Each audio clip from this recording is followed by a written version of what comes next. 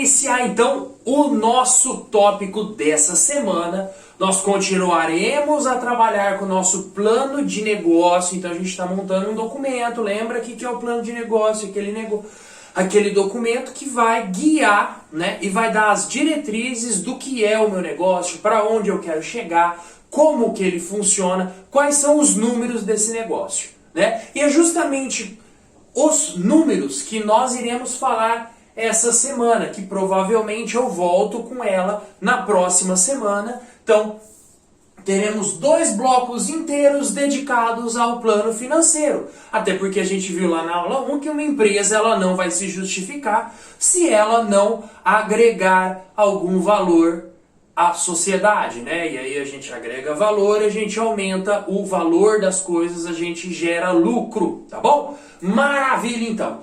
Vamos começar aqui, tá? Falando um pouco do que é o fluxo de caixa, tá? Pra gente entender. Eu vou começar com algumas definições, a aula é densa, então prestem atenção, tá bom? Então vamos começar com a definição de fluxo de caixa, tá?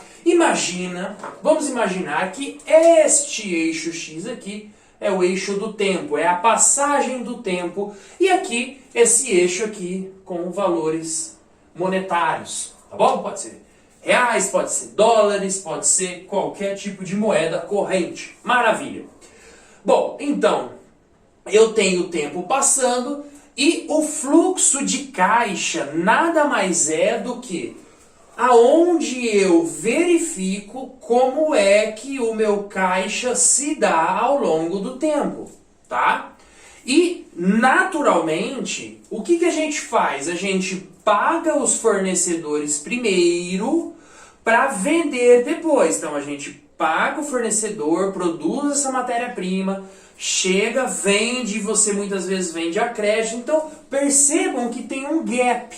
Percebam que tem uma lacuna entre eu desembolsar dinheiro e aquele dinheiro retornar para mim, tá? E é aí que muitas empresas quebram. E aí eu já estou começando a falar de capital de giro, que eu não vou falar essa semana, tá bom? Só para a gente entender que o dinheiro ele circula ao longo do tempo na minha empresa.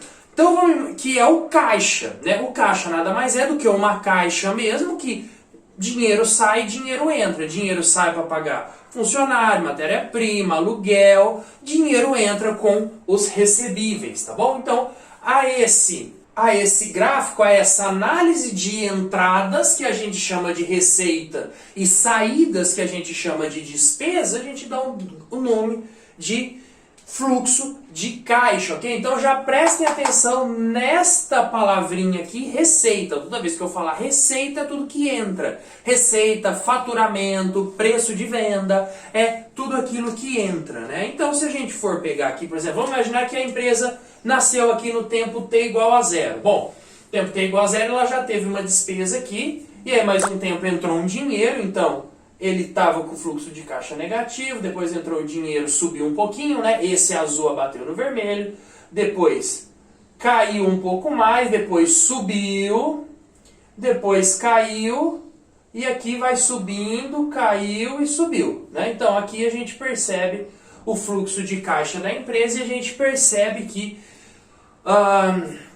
de tempos em tempos aqui, né, como as entradas são sempre maiores que a saída, o caixa dessa empresa vai crescendo, tá? Isso é o que pode acontecer. Pode ser que o caixa caia? Pode. Então vamos imaginar que a empresa vai ter uma expansão, né, uma expansão muito grande, e aí ela vai gerar um alto índice de despesa, porque ela precisa melhorar a tua planta, e essa despesa ela vai se pagar em 3, 4, 5 anos, né? Então aqui eu vou ter uma despesa muito grande, aqui embaixo, que vai trazer esse caixa lá para baixo. E é aqui, muitas vezes, que a gente precisa, né, das rodadas de investimento, captar recurso para aumentar a nossa empresa, ok? Então, basicamente, eu tentei explicar rapidinho o que é fluxo de caixa, né, que existem as entradas, que a gente fala como receita ou faturamento, e as despesas, que são as saídas, é quando tira dinheiro do meu caixa. Maravilha! Voltando e continuando aqui com a nossa definição. Toda vez que eu falar assim, ó, qual é o custo da tua empresa? Não, qual é o custo desse produto? O custo é aquilo que eu gasto é a importância financeira que eu gasto para produzir um determinado produto ou serviço. Eu falo, é um escritório de engenharia que eu faço só projetos, eu não tenho custo, concorda? Não, errado. Por quê? Porque eu preciso do aluguel, eu preciso da minha hora trabalhada, que é um custo de mão de obra, mas é um custo, eu gasto aquele tempo, né? Então, custo é aquilo que eu gasto para fazer o que eu vendo. Faturamento é aquilo que eu recebo, né? A importância financeira que eu recebo por comercializar algum produto, tá bom? Então, essa parte de cima é a parte conceitual, tá? É a parte conceitual, então toda vez que eu falar custo, a gente já tem que se ligar que eu estou falando daquilo que eu gasto. Quando eu falar faturamento ou receita, é aquilo que eu recebo, e eu preciso entender que essa dinâmica monetária ao longo do tempo da minha empresa, ela existe, e muitas vezes eu vou precisar trabalhar com caixa negativo, que é o que a gente fala que é o fluxo de caixa, é o capital de giro, tá certo? Bom, maravilha então. Dado esse conceito, eu vou apresentar essa fórmula que é muito simples. Só que dentro dessa fórmula está embutido uma infinidade de possibilidades, pessoal. Então, basicamente, como que uma empresa funciona? O faturamento, aquilo que eu recebo, é igual ao custo que eu estou tendo, e aí todos os custos possíveis, o que sobrar é lucro. Concorda? Então, faturamento, receita, é igual a custo mais lucro. Receita é igual a custo mais lucro. Essa fórmula é mágica, é simples. É simples, mas ela é linda. Por quê? Porque ela fala muita coisa. E, basicamente, na aula de hoje, a gente vai tentar entender e tentar projetar quanto que a gente vai faturar, quanto que a gente vai gastar. Ponto. Faturamento, quais as receitas oriundas do faturamento? É quanto que eu vou vender. Então eu vou fazer uma projeção de quanto eu vou vender, tá? E aí eu posso ter N produtos, né? Lá no material de vocês tem uma análise muito legal da Apple, né? Tem uma análise muito interessante, que a gente vê que a Apple tem vários produtos, e ao longo do tempo esses produtos eles foram modificando a sua importância. Então antes era o MacBook, né? Era o Macintosh, que era o computador deles. Depois passou muito forte pro iPod, né? Aquele de escutar música. Depois que lança o iPhone, a gente vê que o iPhone se torna o carro-chefe, né? Hoje a gente tem uma crescente porcentagem de faturamento, então a empresa vende muito Apple Watch, né, os relógios. Então a gente percebe que o faturamento ele vem de todos os serviços, é a soma de todos os serviços, beleza? E a gente vai fazer uma projeção. O faturamento, ele, vamos dizer assim, ele é mais simples, tá? Ele é mais simples da gente projetar, não que ele seja mais simples de colocar no plano de negócio, é porque ele tem menos subdivisões. Agora, o custo, esse carinha aqui é complicado. Por que ele é complicado? A atividade de fabricação de qualquer coisa é muito complexa. Vamos imaginar que eu tenho uma barraquinha que vende pastel na feira. Vai falar, o meu custo é o custo da massa e o custo do recheio, ponto. Mas e o custo do óleo, e o custo do gás? E o custo que eu preciso pagar para a prefeitura para utilizar aquele espaço da feira? E o custo que eu tive para fazer toda aquela barraca? Então, é aqui que muita gente, muita empresa se perde. A gente precisa urgentemente prestar muita atenção nesse carinha aqui. Por quê? Porque ele é muito complexo, ele tem diversas faces. E aí a gente divide para justamente não perder nenhum custo no caminho. Por quê? Olha aqui, olha para essa fórmula. Se eu perco algum custo no caminho, por exemplo, a minha barraquinha de feira, eu não considero gás. Só que eu gasto muito gás. Então o que acontece? Vocês concordam que o custo que eu estimei no meu planejamento ele é menor do que ele é na verdade, né? Então, a hora que eu for fazer o meu balanço mesmo, eu vou ter um custo maior do que eu projetei. Se o faturamento é o mesmo, né? Aqui matemática. Como o meu custo é maior, meu lucro é menor. E a gente quer ter um lucro menor? Não, a gente não quer ter um lucro menor. Então, o que a gente faz? A gente pega o custo e subdivide. Vamos falar então agora de custo. Vamos lá. Eu dividi ele A gente pode dividir de outra maneira? Pode, tá? Isso a depender do mercado, a gente muda sim essa maneira de dividir custo. Essa é uma maneira geral e muito bem aceita e que funciona muito bem, tá bom? Então o primeiro custo que eu quero falar é o custo de fabricação. Ou seja, é aquele custo que eu de fato vou desembolsar para fazer aquele produto. Lembrando, minha barra aqui é de feira, então o custo de matéria-prima. Eu vendo pastel, né? Massa de pastel, carne moída, catupiry, óleo, o que mais que a gente gasta aí? Não sei o que mais vai, mas basicamente é toda aquela matéria-prima que eu vou utilizar para fazer um pastel, tá bom?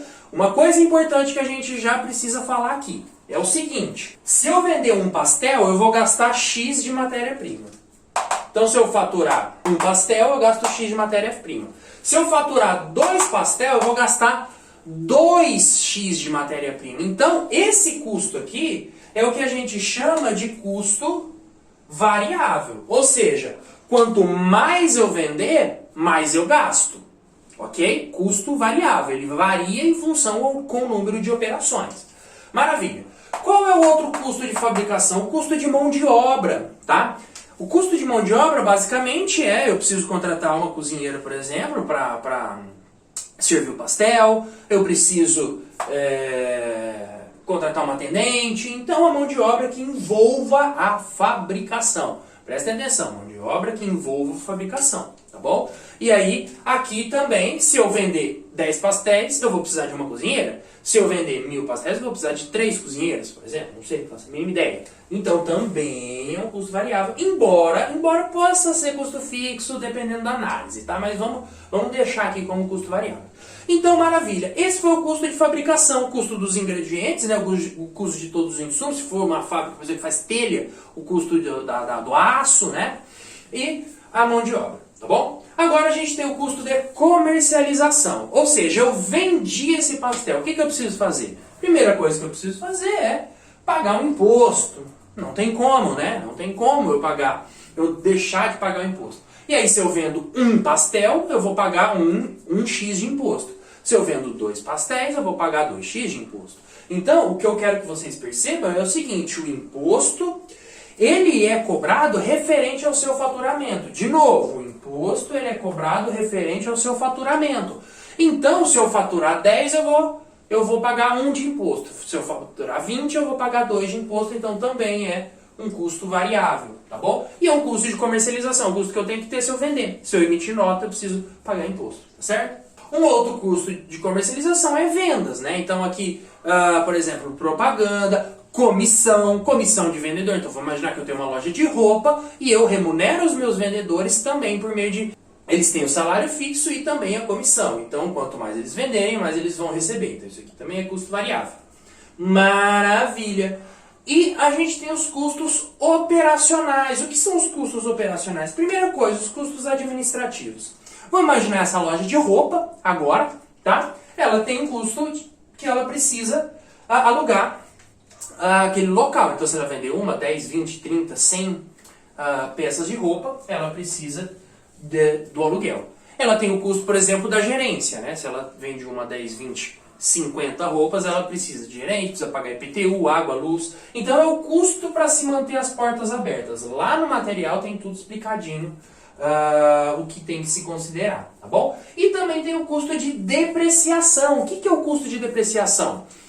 Então isso aqui, pessoal, presta atenção, independente do volume de vendas, vai ser o mesmo custo, ou seja, então é um custo fixo, beleza? Maravilha. Aqui a gente também tem os custos de depreciação. Vamos imaginar, por exemplo, aquela barraquinha que vende pastel, tá bom? Ela tem um fogão industrial. Esse fogão industrial ela dura 10 anos, tá? Então, se eu paguei R$ 1.300 nele esse ano, todo ano ele deprecia 130, né? Por quê? Porque 10 anos ele não vai mais funcionar e eu vou precisar comprar outro. Então, eu preciso contabilizar essa depreciação. Porque embora eu não desembolse esses 1.300 no dia de hoje, o que acontece?